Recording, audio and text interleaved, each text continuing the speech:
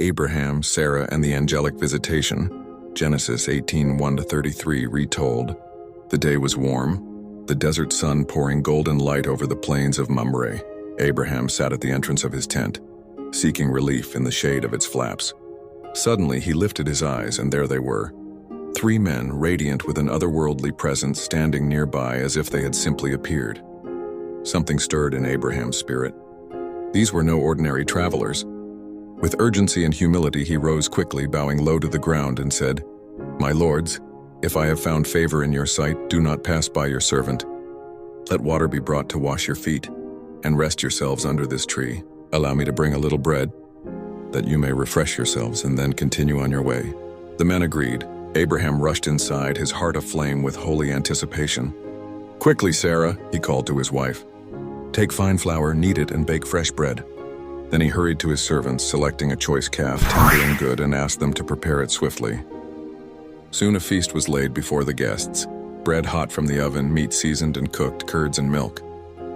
Abraham himself stood by, not to eat, but to serve them under the shade of the tree. As they ate, one of the men asked, "Where is Sarah, your wife?" "In the tent," Abraham replied. Then came a declaration that pierced the quiet air like a promise from eternity. "I will surely return to you about this time next year, and behold, Sarah, your wife shall have a son." Inside the tent, Sarah overheard these words. She was long past childbearing years, and her body bore marks of age. The very thought seemed impossible.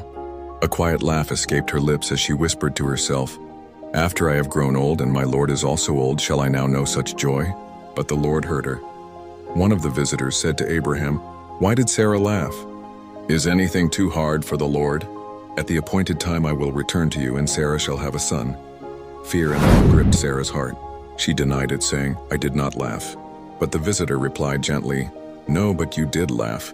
The promise had been spoken, firm, unshakable, divine. The Lord's justice and mercy. When the men rose to continue their journey, they set their eyes toward the city of Sodom. Abraham walked with them a while to see them off. Then the Lord said, "Shall I hide from Abraham what I am about to do?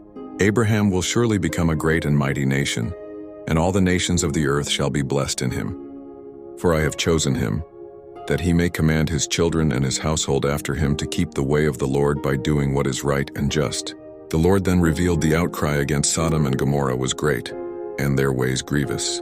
He was going down to examine and see for himself. The 2 companions went ahead, but Abraham remained standing before the Lord. With bold humility, Abraham drew near and said, "Will you indeed sweep